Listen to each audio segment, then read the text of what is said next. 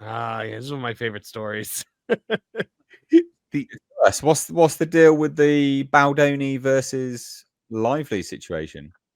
Yeah, so one of the things that Justin Baldoni has claimed as evidence of an ongoing harassment campaign and bullying campaign against him is that the character of Nicepool in Deadpool and Wolverine was meant as a way to mock him. Which, you know, and at first when he said that, I think everybody was kind of like, "Ah, yeah, okay, man, whatever, that's a reach or whatever." Things have started to come out, and people have started to draw the parallel, and it's starting to look undeniable. Right. You know, we look at what Nicepool with the top knot, talking about being a male feminist. These are all things associated with Justin Baldoni. There was a deleted scene in which Nicepool says that it's my dream to start a podcast that monetizes the women's movement, and that is what Justin Baldoni did. Justin Baldoni had his Man Enough podcast, which was designed to, you know, talk to men about their toxic masculinity. And then you have just also the fact that there was a when Nicepool dies, he is shot to death by Blake Lively as Lady Deadpool in front of a flower shop, which is the primary location for It Ends With Us. There's also the line that he makes about how her body snapped back after pregnancy, which I think is something they're trying to allege that he said. And then there was that you saw it in that teaser image that Culture made when he was photographed in a Halloween costume as one of the Incredibles. It's Nicepool. It's 100% Nicepool. So, I mean, if that is true, then it not only means that, you know, they have some proof that they've been trying to drag his reputation and mock him in public, but it also means that Disney and Marvel knowingly participated in a bullying campaign against an individual. Mm. And I think that's the bigger part of this story here is that, you know, like once again, virtue-y Disney, golden Disney, halo above the head Disney, and they are sitting here trying to you know, be a part of a campaign meant to belittle, meant to mock a specific individual.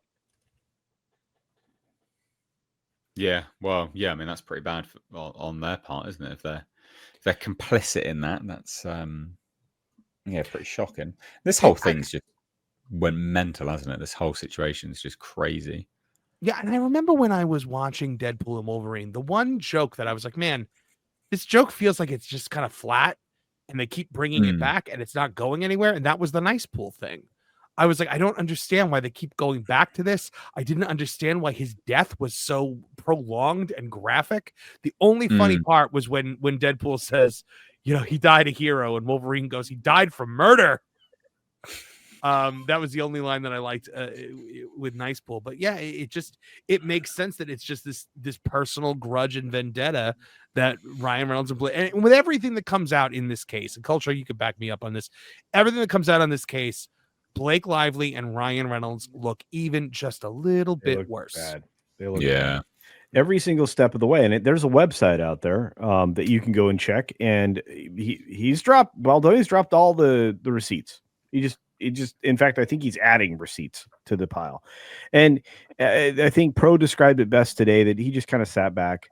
Baldoni sat back and let all the criticism float out until it kind of petered out. And then he went, boom, here it is, and laid it out. And he does a great job. He does point out not just the Nicepool stuff, but the fact that Blake Lively is a mean girl trying to steal his production and his production company, because he owns his Wayfarer Entertainment, or whatever it's called, owns the treatments for this book series that is very popular.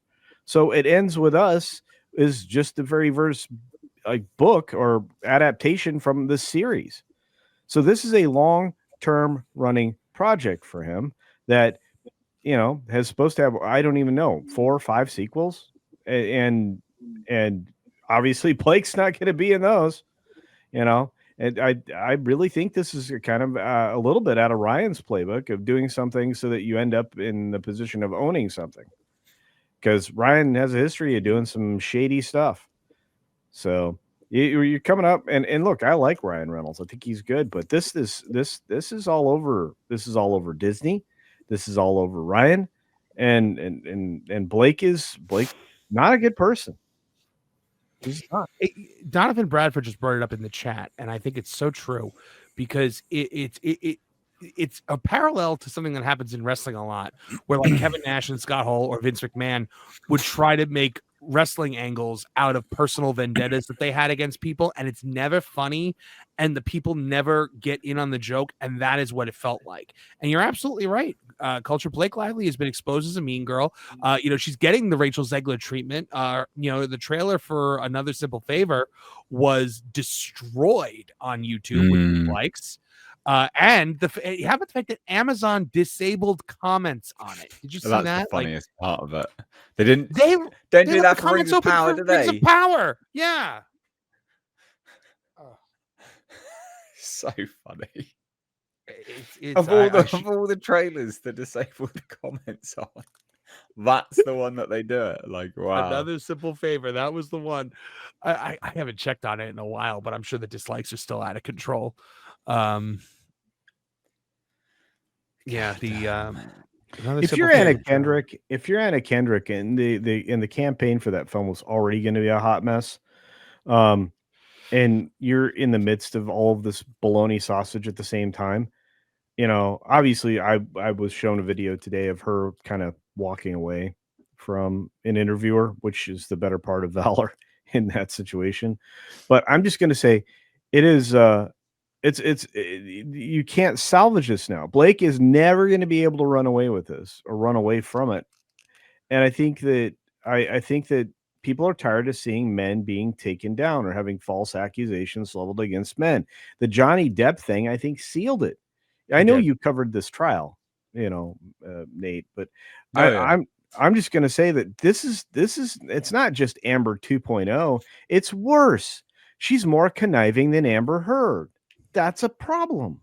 And she's got bigger friends than Amber Heard did. Yeah, and Taylor Swift probably doesn't want any more smoke. No, definitely not.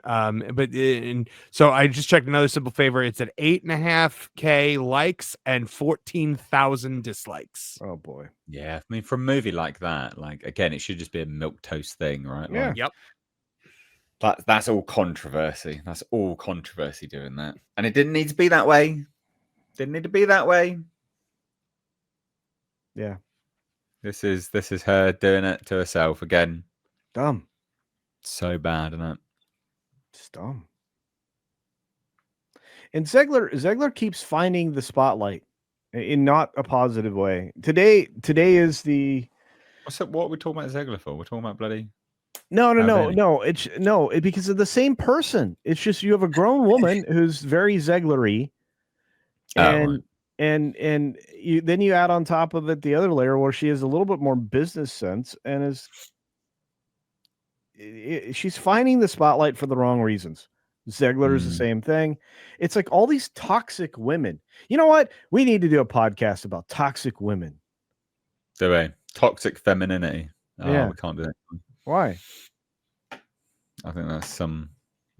Oh. That's another point. Oh. We don't associate. No, I'm sorry. No, I wasn't actually suggesting that name. But no, I mean that we certainly need to talk about the fact that there are some ladies in Hollywood that not only don't do themselves a lot of service, but